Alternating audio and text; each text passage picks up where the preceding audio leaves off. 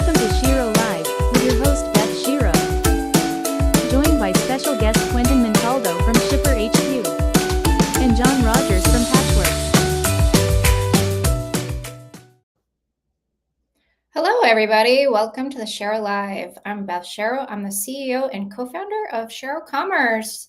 Welcome all here today. Thank you so much for joining us. We have a very exciting topic. I know everybody's heard about the new trend throughout the year of agentic commerce and shopping, but I think it's really important now that we're at the year's end to see, how did we start this year and how are we ending up and what to look forward to in the new year and how should you prepare. And we have some great guests from Patchworks and ShipperHQ that are going to talk about it from their perspective so that you can really see how different partners can support you as technology evolves and changes, forever expanding and scaling your business online.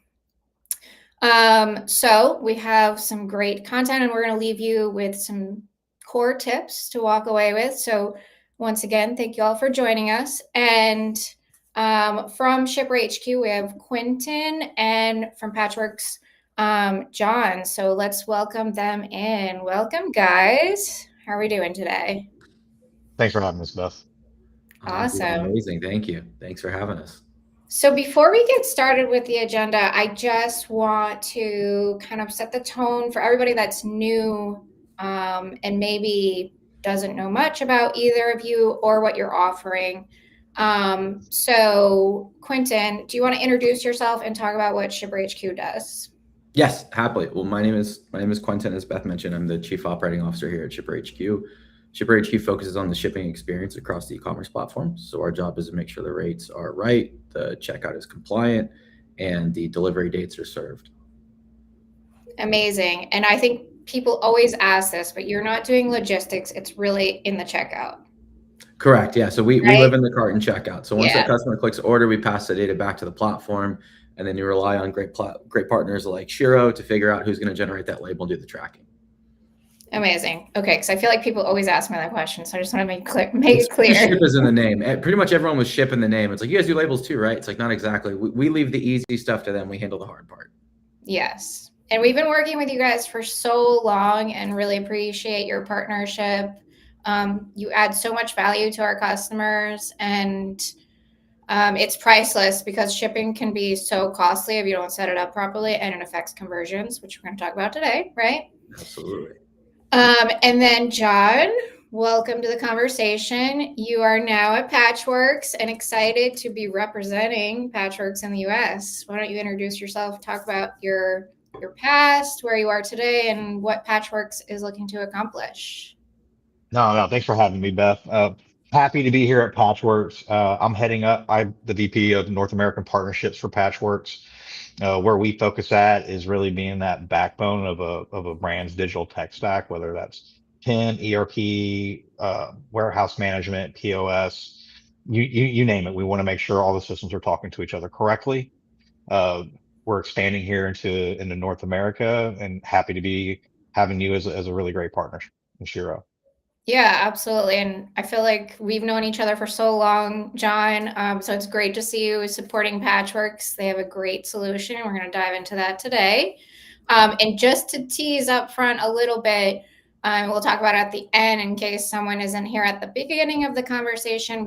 We will be doing a Q1 webinar where we're digging further into what we can offer together, combining ShipperHQ and Patchworks with your e-commerce platform. So just a little teaser, more to come from the three of us. So you haven't heard the last of us. Let's bring up the deck because I would love to align everybody and help you understand where we're going today with today's conversation. Again, we're really focused on helping you understand what's going on with agentic shopping and how to look forward to next year. So we'll be talking about what's changed, right? I think it's kind of a new topic that's come up and everyone's like, oh, that's a buzzword, but really want to talk about what's actually happened concretely and why you need to think about AI in general. Again, we have 3 lessons that you can learn from that we've narrowed down from the year's experience and how Patchworks and ShipperHQ support, how you can use AI and be ready for agentic shopping, and then finally getting ready for Q1. So without further ado, let's dive into the topic. And again, this is a collaborative conversation here. So I think a lot of people understand what agentic shopping is, but just really kind of wanted to summarize it in a simple way. So it's really about having an AI agent that can go on the behalf of a customer to purchase or research products for you, compare prices, and actually automatically purchase. Oops, sorry about that. Don't spoil it. I don't know what's going on. Oopsies. Sorry, everybody. Okay, I got it for real. I don't know why that was not playing. But anyways, I'm going to move on from there.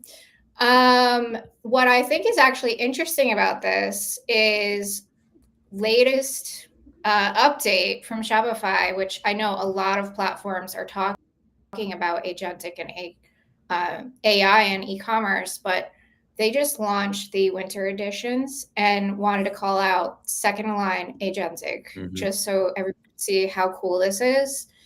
And if you want to learn more, definitely go check it out. But there's so much more to come, and e-commerce platforms are building with this in mind to make the tools that you need to actually be able to execute and make this easier. So I just kind of wanted to call that out because it did just launch and more to come there. But if we think about what has happened this year with agentic shopping, so I think it's really about increasing how we engage with websites in the customer journey, right? We see some really big stats here of how AI is assisting customers. Like we've seen it gradually throughout the years. You have chat bots that have like grown tremendously that are really creating a conversation and helping customers purchase, and seen a great increase in conversion. Got some stats from Black Friday, Cyber Monday, a 46% increase in conversion rate using AI, which is pretty tremendous. And I think a lot of shoppers are really using AI to think about how they gift, researching, stuff like that. And agents are able to compare your products across the internet. So like, this is something that like, I think in the beginning of the year, everybody was maybe like, well, this is so noisy, but these things are actually happening. And the data proves itself. So you can see the exponential growth of how people are using AI when they visit websites.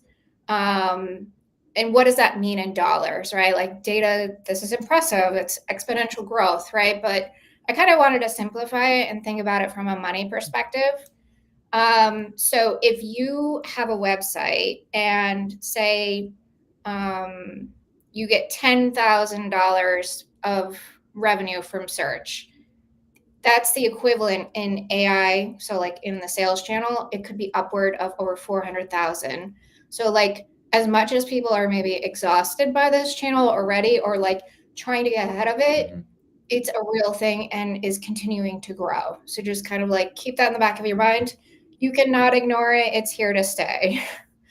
Beth, from your perspective, do you see that just as like a seed you plant that will grow over time, sort of like SEO, or how do you see that? Yes. Yeah. I mean, it's definitely growing. We see it on many sites. And like, even if you look at the analytics of some of our customers, they have been like earlier in the year, and it's continuing to grow. They're getting traffic from ChatGPT as a simple example, right? Like before it wasn't even like a thing, and now people are using it actively. Like obviously depending on your market, it may be less or more, but it's definitely growing. Not merchant centric, but that is one of the things we added to our how'd you hear about us. And before we just added AI, now we're actually asking which model it is, because we're seeing that, ChatGPT is, I don't know if we're paying them under the table or what, but we're starting to see ChatGPT surface ShipperHQ up a little bit more than Perplexity does. So I got to go crack some skulls over there, but we're starting to see it just on the tech partner side. So looking at this withstanding of the product itself, asking that question to us is really interesting, because then you can start to think about, what is it they're finding? What are the sources that are feeding it? 100%. And then to take an even step further, you yourself, like I go on ChatGPT and like look for like, how do I find Shero as an example, or how do I find this brand that we work for, to understand the, like, what is it serving me? Because what it serves me might be different from what it's serving the e-commerce manager at that brand. Like, we've had these discussions with brands, which is very interesting. So when you start thinking about how to create your content in the AI era, like, you have to really provide the value and context, right? Like, and it's not a one fits all. Like, everybody's searching in a different way and trying to solve different problems. And if you start collecting that data, to your point, Quentin, it would be really interesting to see how you modify your content to solve those problems, or go on forums. What are people talking about your product, right?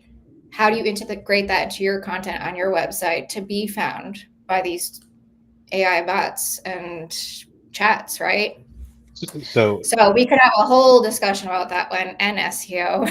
well, For sure. well, Beth, I kind of look at it too from a consumer's angle. I just here recently, one of my nephews, he's a freshman at Virginia Tech, and Mm-hmm. he sends my wife and I a picture of this, 75-inch TV that him and his roommate got, and it's the only thing in their room. And she's coming to me like, "What is he doing?" There's nothing in there. I'm like, "What are you talking about? He's got a 75-inch TV. What else do you need?" Pretty good. As an 18-year-old at Virginia Tech, right? So she's like, "We got to get him some things for his room." And I was like, "I don't know today what an 18-year-old in college wants." So I went on to Chat GPT, and instead of Yeah. like looking for specific products, I just asked it like, here's my nephew, here's his profile, here's where he's at.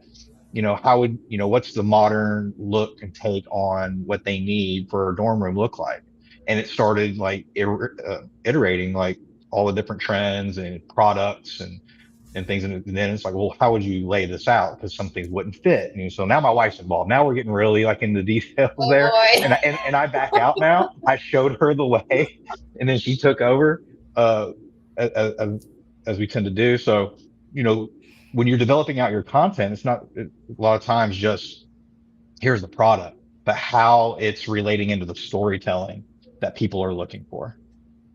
100%. Yeah, I think we have to really shift our mindset even more, like, future forward, and thinking like, what are they thinking about to get to my product, right? And like, collecting that data, I think, will be really important, because like, sometimes you end up like so surprised by what it's recommending to that you would have never thought of originally, right? So I think it will be interesting to see what brands are able to capitalize on that or come up out of nowhere, like, because sometimes I get recommended stuff and I'm like, I would have never even thought of that, or like been able to search that on Google to find it, and it solves my problem. But yeah, good points for sure. So just kind of jumping back in here, because these are great examples. We've seen so much change in the past 3 years, going on 4 years now. And as we can see, we started off the year talking about how AI can assist in the customer journey of shopping. It's impacting conversions in Black Friday, Cyber Monday, agentic shopping. The buzz started this year, but we're actually seeing it practically happen, like on a technical level with MCPs and how they integrate into the checkout. So what does this mean for next year? Not only like thinking about your content and the customer journey and how you talk about your brand, but also like operationally, what do you need to change to make this easier for people to find you, and obviously the AI tools to find you. So just kind of wanted to summarize that, because I know it's been a journey for everybody, right? In the beginning, we were like, this is a bit of a joke, but this is serious now. And then, brands that win, we kind of just touched on this, but thinking about, what kind of structure your categories are in so they're easy to find. Clean data is so critical from an SEO standpoint, and just making sure that you can be found is so important, more than ever now. I mean, you can't invest enough in clean data and making sure your site's structured technically in a good way to be found. and making sure your systems are all connected. So I think what we see a lot at Shero is like, as you grow as a brand, you start adding these systems on, and they're not always syncing or communicating with each other. And that's really challenging to grow and scale because they become siloed. And then there's like a lot of workarounds or like spreadsheets happening. And I know everybody's putting their head down right now thinking, yes, very painful moments. But, you know, we're going to come up with the first lesson that you have to learn from that John and I are going to talk about. And then obviously making sure transparency is key in the AI era. Shipping and fees and all that are just as important, if not more, to be found by AI bots to be able to be purchased. And just thinking about what manual fixes are you doing now and what can be automated. There's a lot you can do there. So lots of exciting things to talk about there, but just kind of wanted to show, you know, that data is your structure, the kind of root of where you want to grow, integrating the systems, and how that connects to the AI and customer journey. So without further ado, we have our first lesson, talking about systems and creating stability. So this is really about how data flows. You know, we've all kind of maybe seen this happen or have felt this on the customer side where inventory is wrong, product data is inconsistent, systems aren't syncing properly, and just, you know, thinking about how you make it as smooth as possible and easier for your internal teams and also for the customer to not feel that pain point of instability and growth. And this is where Patchworks comes in. So John, why don't you talk a little bit about Patchworks and how they can solve this problem with your solution? No, that's great, Beth. And that's, I think it gets overlooked a lot of times. Like it's garbage in, garbage out when it comes to AI for simplistic terms. So you've got to be really clean, really tight on that data. And so how Patchworks approaches and fits into that agentic future, you know, we unify the e-commerce, ERP, PIM, the WS systems, so the data flows freely and accurately. You know, we're providing that foundation for agentic systems we'll rely on. So clean product data, real-time inventory, consistent order information, really becoming that infrastructure built for interoperability. Because Patchworks we're an iPaaS with open APIs. We're already aligned with those standards that the Commerce Operations Foundation is promoting, which we'll touch on later. Retailers using Patchworks, you know, they're going to be among the first agent ready brands as AI driven experiences scale. Using us, we future proof through the flexibility. So we're more modular, connector based, and that's the approach that we take. And it lets retailers plug into those new platforms as they're looking for best of breed or they're scaling up. Yes. And they're implementing those AI commerce layers, you know, as they emerge and they don't have to rebuild their tech stack whenever they use Patchworks. We scale with that.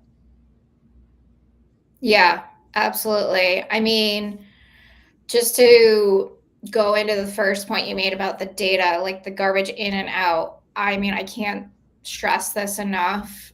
And it's such a big undertaking for a lot of brands, but a lot of times when we work with iPaaS solutions like Patchworks, it's like the first task is like, we look at your data. Is it clean enough? What needs to be cleaned up? Because it can create such a mess and also makes it hard because if your data is not structured or clean in your system internally, then when you push it to the e-commerce site, it just doesn't even make sense, you know? Well, you're hitting the nail on the head. If your inventory is wrong, your product data is inconsistent, or if your systems aren't syncing properly, it doesn't matter how smart that AI is. It will make bad. Yes. It will make bad decisions. And I'm going to say that again for the people in the back even louder. It will make bad decisions. And the same really kind of goes for those data silos or mismatch pricing, you know, across channels. And most importantly, the result of all that is that's when the customer trust breaks down. Yeah, we're going to talk a lot about trust in a bit. and honestly, like it goes back to, you know, garbage in, garbage out. AI can't recommend what it can't trust. Exactly. You nailed it. You nailed it for sure. Yeah. Yeah. And I think the other thing that I love about Patchworks is just how transparent you are, like from a, if I'm a ecom brand, for example, being able to monitor what's happening with those flows, or as, Shero as an agency, it's like really refreshing that it's so visible to understand where the breakpoints are or what the challenge, like why is something not working, right? And also, I know that Patchworks is continuously investing in the tech. And one great feature that we were able to utilize in a project recently was the AI tool that helped us develop scripts even faster than we normally would. And it's just like a really nice tool that you've added in to make that process easier. So like, even if you don't have an agency or a developer, it's pretty low learning curve to like getting set up if you understand the business logic and the points that you want to connect. Yeah, I mean that's what's great about Patchworks, that whenever I'm talking to partners is if we don't have the connector, you can build it really simply in a matter of minutes, and at least have that, Yeah. or at least have that handshake and those endpoints exposed, and then really reducing that cost of time of actually building out the process flows. It's the AI piece, the script piece, if you need it, and we're really leaning into baking more AI into the platform. So, hit me on a DM if you want to see the roadmap for sure for those watching. But just a few examples. A few weeks ago, we saw the launch of and I mentioned it earlier, the Commerce Operations Foundations, and I'm proud to say that Patchworks is a founding member of it. Nice. And it matters because agentic commerce is going to transform how retailers and B2B merchants connect with their customers, how the Yep. customers interact with their products. So we're really, by doing that, we're supporting a standard for MCP server Mm-hmm. interoperability, and the rest of the members of the foundation are helping accelerate that. Amazing.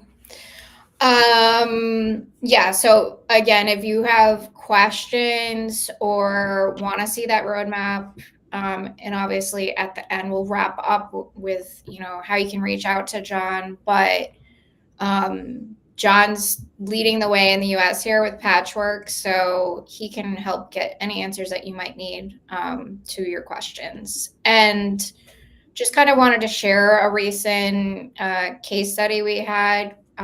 This was with our Nordics team and using Patchwork. So this is a bit of a unique one with B2B and B2C. And it was quite a transformation with how we were able to integrate all of the systems into Shopify so seamlessly that they instantly felt a sense of relief that everything was running smoothly. So like orders were communicated properly, everything was stable from the launch, like no issues or hiccups. Company pricing and collections were easily set up with the flows, and the sales team were even able to utilize the website in a different way than they've ever been able to do before. And this is like a combination of multiple systems. Like I said in the beginning, before we launched on Shopify for Dymex, they were siloed, and having Dynamics and the PIM integrating with the e-commerce store just really helps streamline their business and helps them set up for greater growth long term.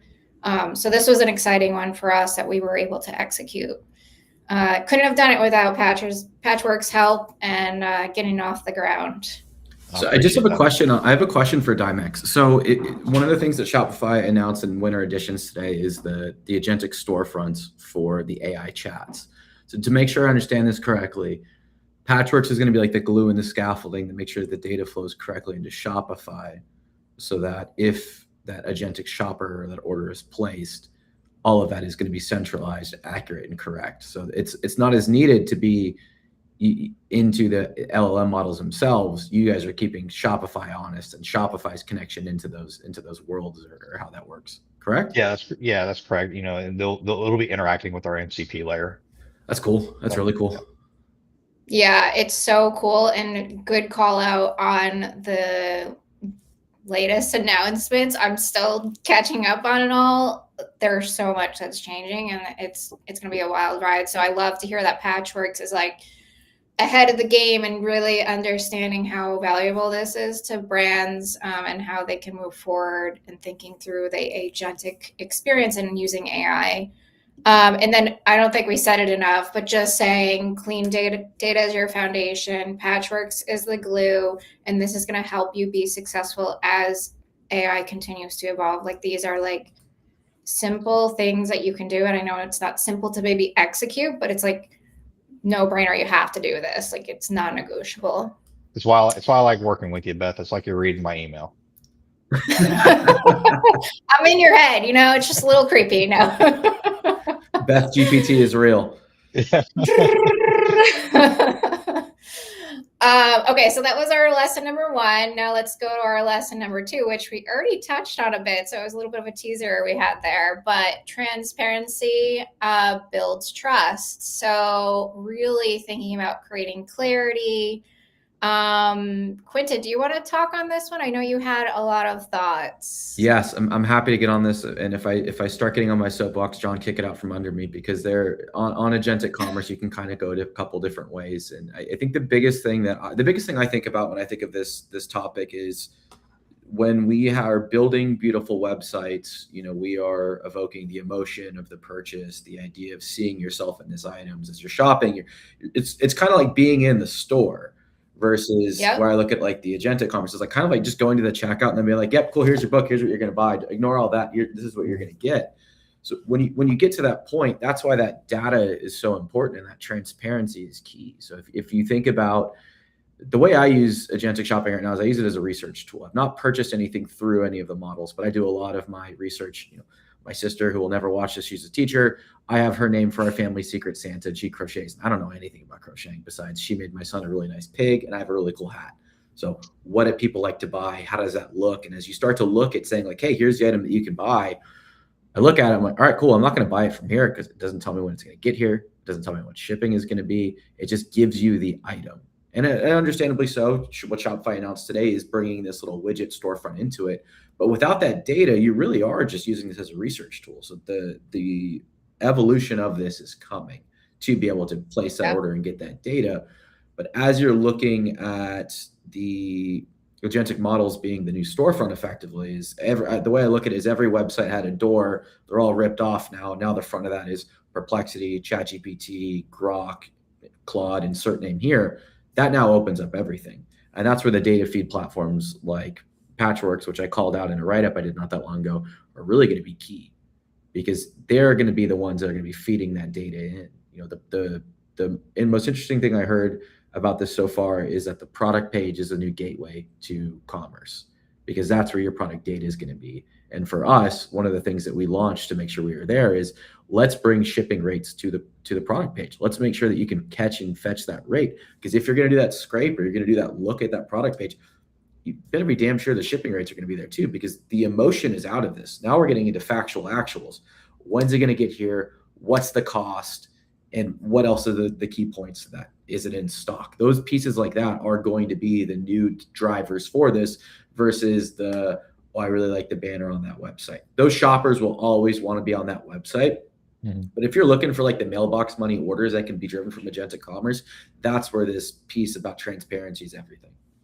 Yeah, absolutely. And just to add, like if we simplify it, when it does get to the point where the agent is going out on your behalf to place that order, like when it's full circle and it's fully there, it's going to look at how quick can it get to you, right? And what's the cheapest? It's going to be able to compare it across so many sites. So if you're making that easier for the agent to do that, and you're going to be higher listed as recommended, and they're more likely to buy from you, right? So like it's really taking the feelings out of it. Mm-hmm. To your point. it effectively splits it. I think it's going to get to a point where this is going to be for the tech-centric people that are just going to want to talk to this prompt, people that love and miss the command line. Hey, I'm just going to talk to this right here. It's going to spit it out. I'm going to order that item. There are going to be people who, are going to old school, go to Google, or, I think the e-commerce, I think the social media platforms really have the upper hand here of that more tactile touch and feel of how a website is today is what I think the Instagram page of a brand could become. But it is going to be all about that transparency. That transparency of data is for the AI and the LLM. A transparency of product, I think, is where the social commerce side of things is really going to swing. Yeah, and it's great for introverts that don't want to interact with anyone. 100%. You ask all the questions you have, or that really technical thing. I mean, like if you think about, John, as you were talking about your nephew and the TV, I just remember back in the day trying to figure out how to wire up certain cables. Like, what did you need? And it was just I remember trying to set up a home theater system. And I was like, hard. What kind of cables do you need? And I bought the wrong ones. I was back at the guy at Best Buy and he was like, are you back here again? I'm like, yeah, I bought the wrong ones. Like thinking about that, you could just add that information in, it spits it out. And you're like, yep, cool. This is exactly what I need. Thank you. Yeah, absolutely. We ended up sending, side note, we ended up sending over everything that we were recommending. My wife sent it over to him, and I'm proud to say that he ended up taking my advice and he went and got a new sound system to go with that TV instead. Oh, nice. Because I mean, come on, priorities, right? Definitely. Who wants a mirror? You need a futon and a TV and a roof. Sleep last week. So Quentin, you work with so many brands and you were able to collect some data from this Black Friday, Cyber Monday. Do you want to share the insights that you found at ShipperHQ? Yeah, absolutely. So when we looked across our data, we've got about 6,000 customers across all the major e-commerce platforms in the world. So whenever we look at our data set, we're looking at the shipping that's powering the checkout. So it's a bit unique. There's the platforms that look at the total orders. There's some platforms that, every agency has their toolbox of what they look at. What we're looking at is what methods are being surfaced, what carriers are being chosen, what's the rate cost of these things that we're seeing. And one of the most interesting things that, everyone, the first stat is where you're going to see more orders placed on Black Friday, Cyber Monday. I think the interesting thing about that is, it is 3.7. We did beat last year. We are seeing that growth. I was a bit of a pessimist with thinking about the supply chain head on here for a second, thinking about the order cycles that were interrupted by the tariffs. So I was thinking the inventory might not be as plentiful to be able to sell this stuff off, because generally Black Friday, Cyber Monday, clear out the inventory, sell the purple shirt, you buy the orange shirt on sale. That tends to be those sales that are happening. But what we saw was people got more creative with that. And one of the things I thought was most interesting, where the creativity came into, was free shipping became a much larger growth lever for these brands. So instead of saying, hey, I'm going to give you 30% off of this item, we're going to say, hey, I'm going to give you free shipping. So that free shipping margin was interestingly one of the things that we saw people play with. And we saw over 58% of people total ordered on free shipping. Free shipping is not the only method that displays there, but the two things that shows me is, one, people are getting more savvy in their sales, and two, people are okay with the item getting there whenever it gets there. People are no longer needing that ASAP, I need it now sort of feel, and the data to the right shows. The fastest was chosen. There are some people who saw that sale and said, I need that now. Like, we bought a stroller, we need that stroller now because my son is a very large 9-month-old and didn't fit in his other one. So we chose the expedited option. But what you can see there is that cheapest is very prevalent. And then the other thing I thought was interesting is that other is there. So that's not the cheapest, it's not the fastest. That could be a store pickup. That could be a UPS and FedEx both have a pickup at locations. So we are seeing people starting to drive more traffic back into their brick and mortar as well to continue the buying pattern. So seeing that store pickup more prominent is one of the things I find really interesting as well. Interesting. And then just to tie it back to like talking about the trust and transparency, we're seeing this uptick in orders. And to your point, like it's been very unstable this year, right? For various reasons. Like I'm reading that as like people really trust these brands and would still, or maybe even hold out till this prime sale time to go purchase things, right? So this is interesting and, something to chew out, I think, and helpful to see. I mean, was there any big difference from last year, or is this new, the thing that you guys are reporting on?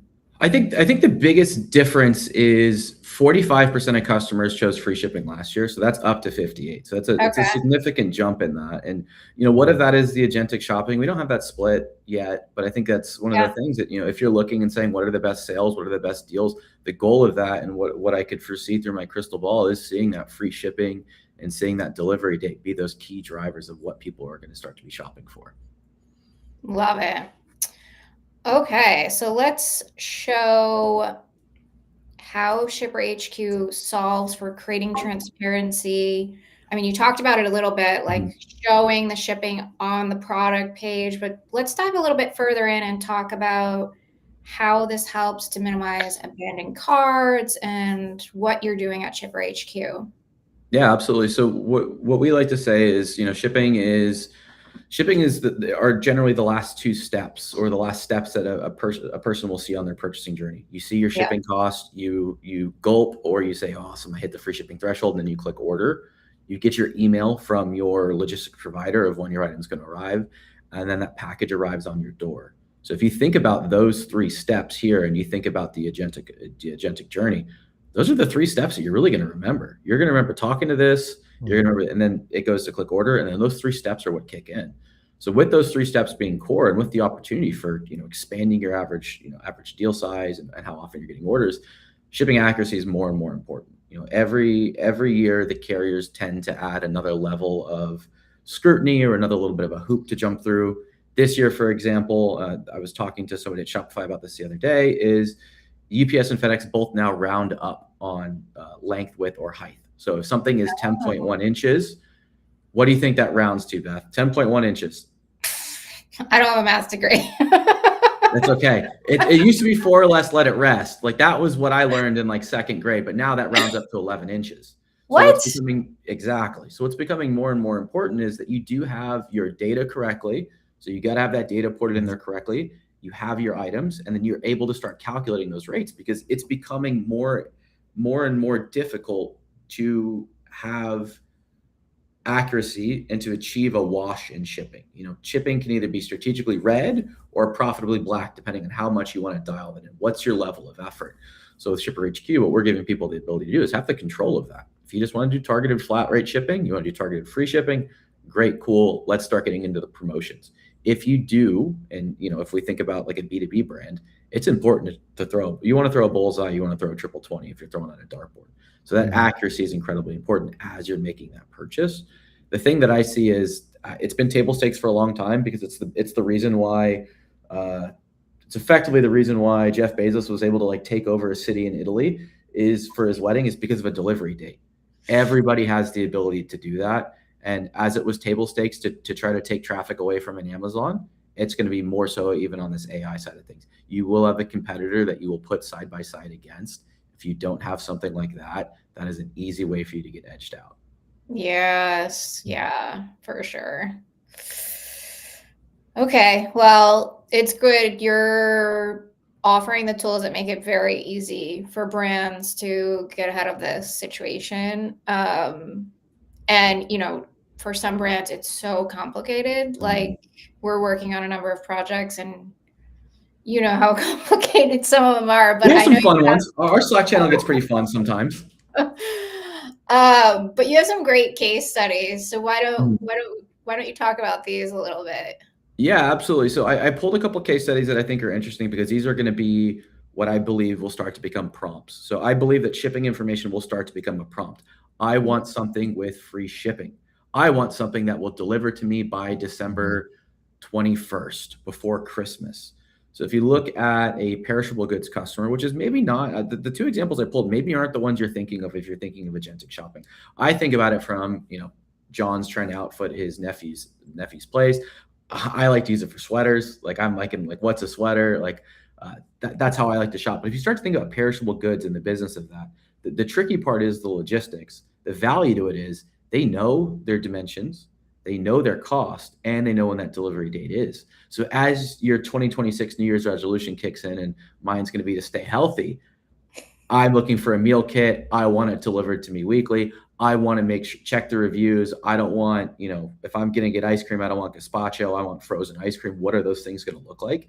That's where brands, I think, like Clean Eats, that have taken their website seriously, cut down on their cost of goods, cut down on their customer service headache, and their on-time delivery is up. If we think about that same hurdle that they went through to put this in place, that same hurdle is already achieved on the commerce side because of the connection and the data. So this is one of the ones, maybe a little bit left field, that I think has a great opportunity to take over that space, because they've done. I think it's brilliant. Yeah, that's brilliant. Because just think, like, yeah, you're trying to eat healthy, or you don't even want to think about what you're having for lunch, like sometimes there's too many choices. Like 100%, 100%. I think that's where you're going to start to see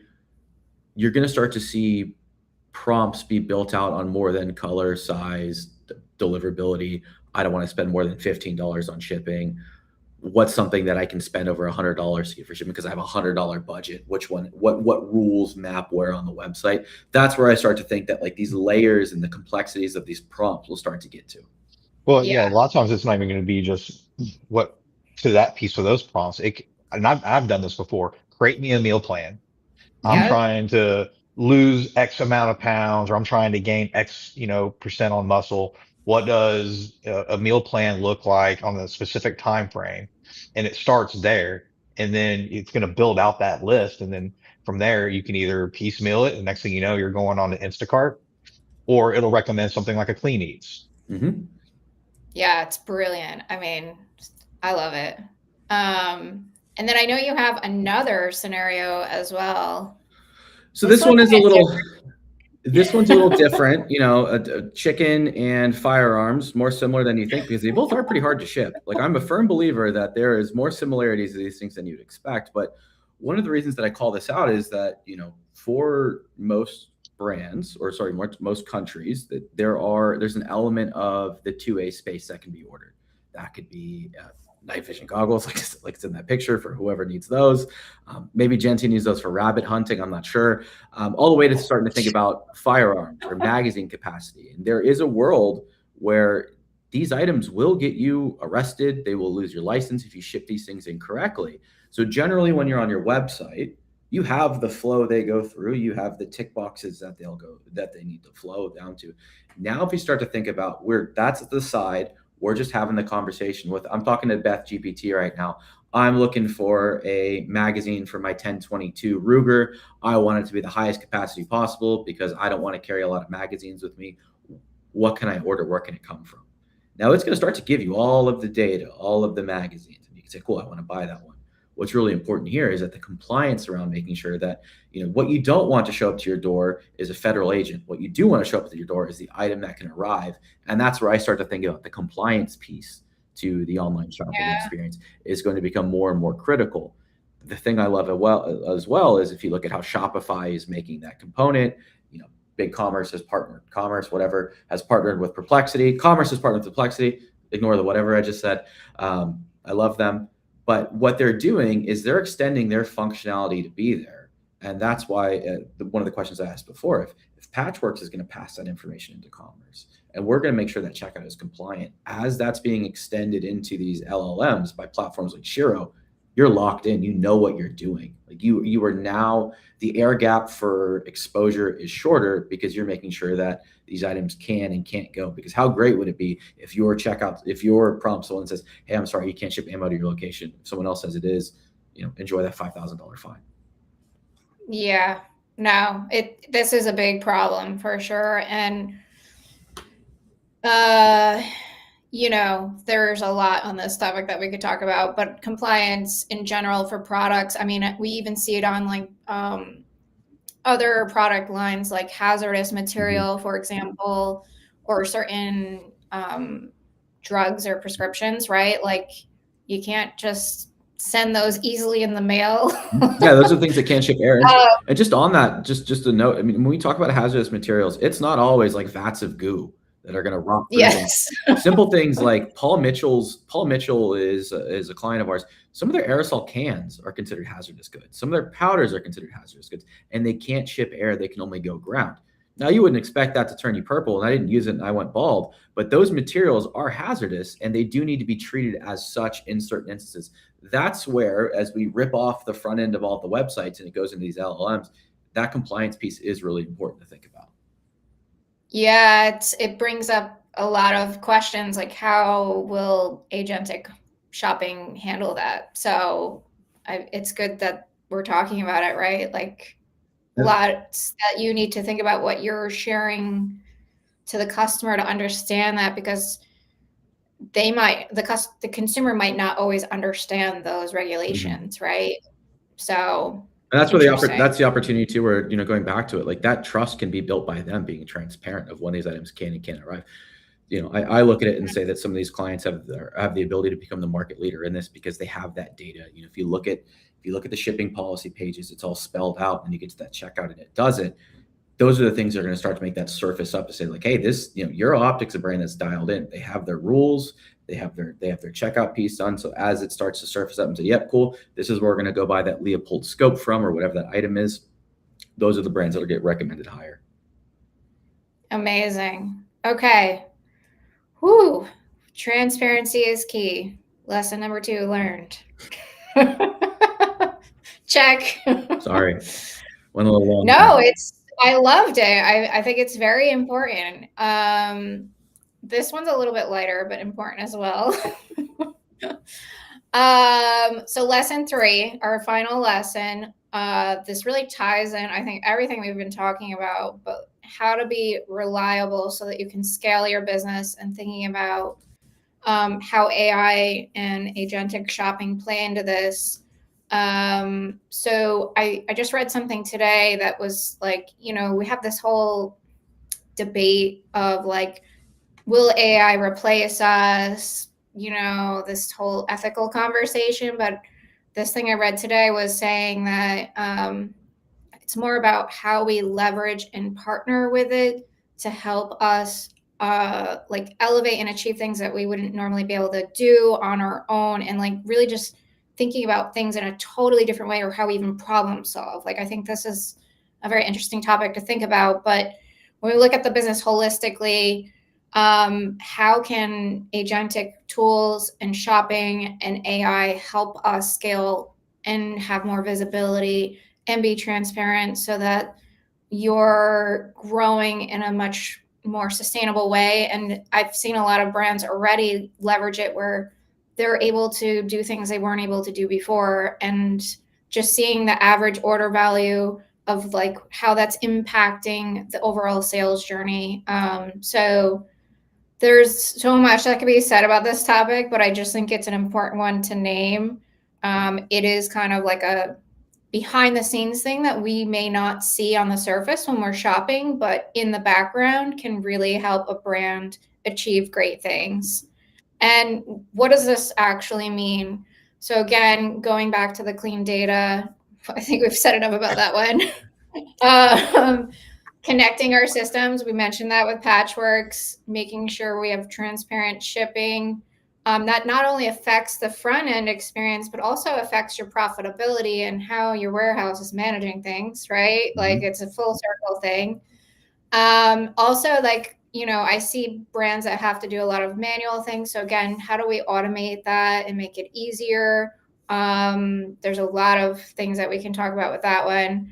But just thinking about reporting, forecasting, how you scale globally, and then obviously always making sure whatever you do, your structure is technically sound, set up for SEO, and that you can be found. So just kind of like bring everything we've talked about into this perfect puzzle of what greatness looks like. Any thoughts, Quentin or John, about that? I know there's like, this could be a whole topic in itself, talking about how to scale operations in a business, but I think it's important because it's affecting a lot of brands. A lot of times, like we come up on, everyone's gearing up for Black Friday, Cyber Monday. Agencies are doing it. It's the Super Bowl. And yes, and what it extends obviously into Christmas, but they look at it as one block, right? Brands look at it as one block. And I would say I would shift that thinking. You need to look at it like a football game. It's 2 halves. Your first half is Black Friday, Cyber Monday. And then what do you do at halftime in a football game? Yeah. You go in, you look at what happened in the first half, and you got to make adjustments because that second half is the holidays. So you've got to be really quick to make those adjustments. So like a very simple, easy, low hanging quick fix that I would have brands do is get your product and your inventory data in sync across every system. You should be going Yep. into that Black Friday, Cyber Monday already doing that. But if for whatever reason, you're having issues around that coming out, that needs to be the first thing that you tackle because it's super quick.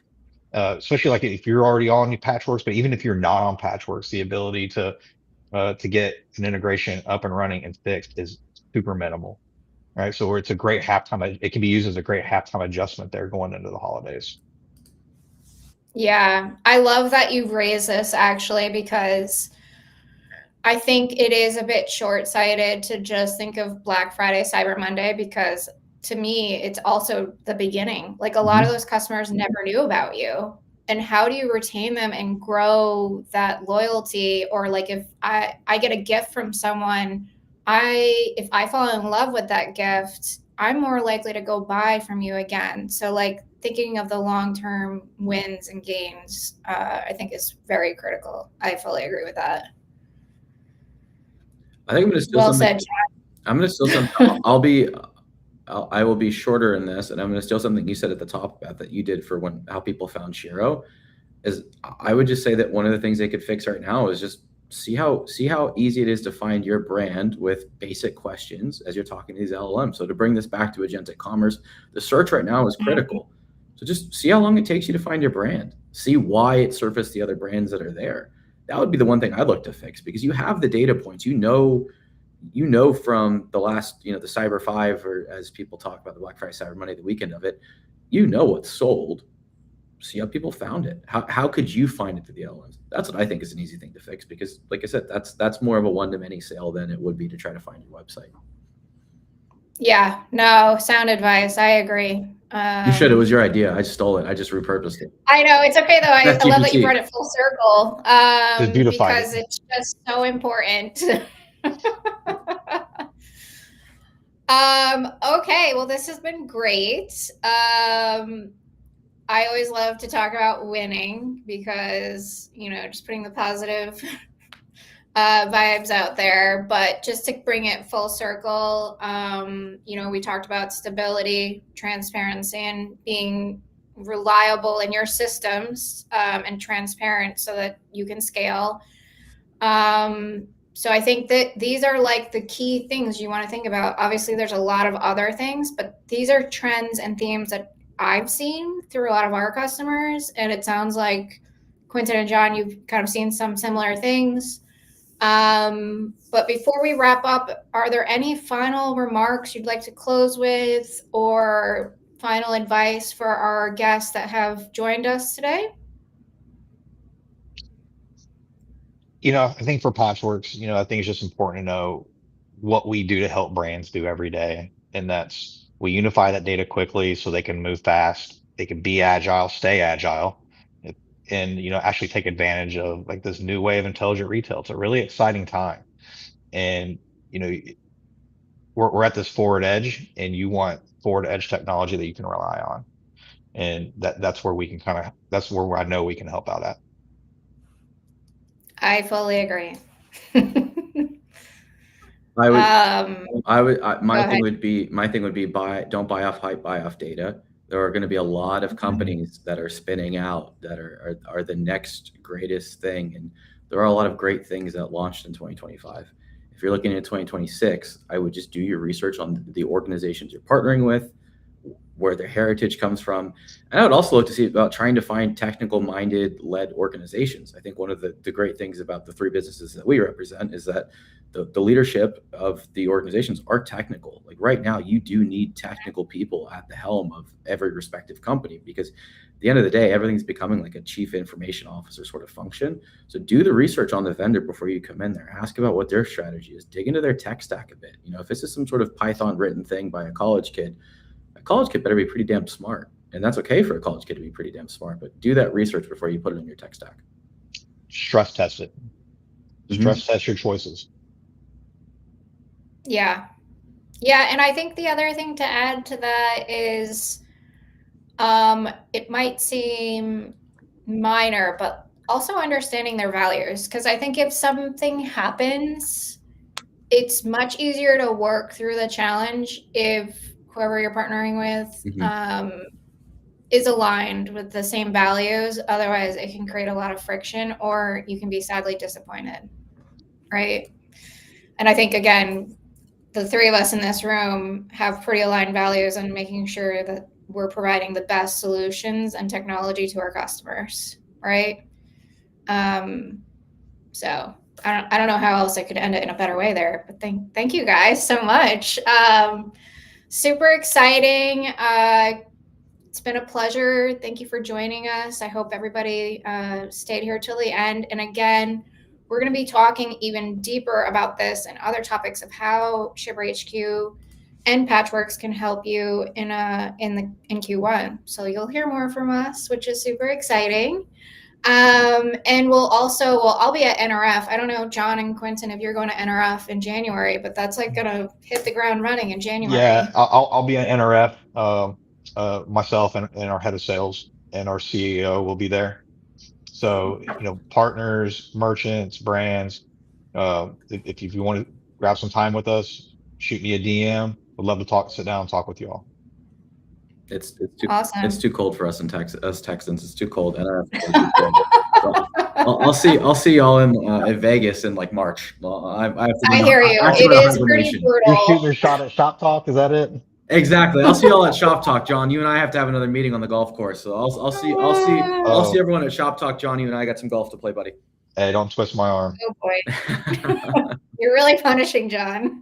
It's a rough road. Where should everybody try to find you? What's the best way for them to reach out before we close out today? For me, you can do it either DM me on LinkedIn, Jonathan Rodgers, my government name. Jonathan Rodgers, actually, on LinkedIn. Yeah, it's on LinkedIn. I was like, I can't find him. only my mother and my wife call me by my full name.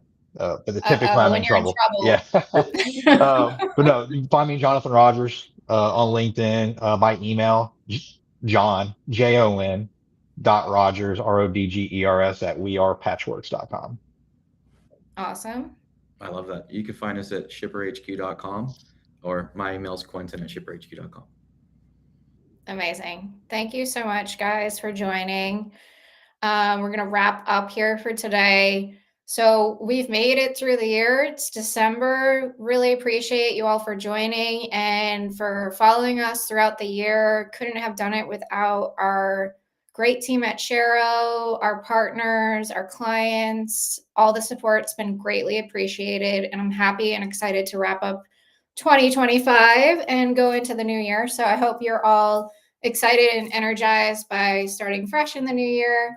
And I hope you took away some things to think about today and can start to execute on.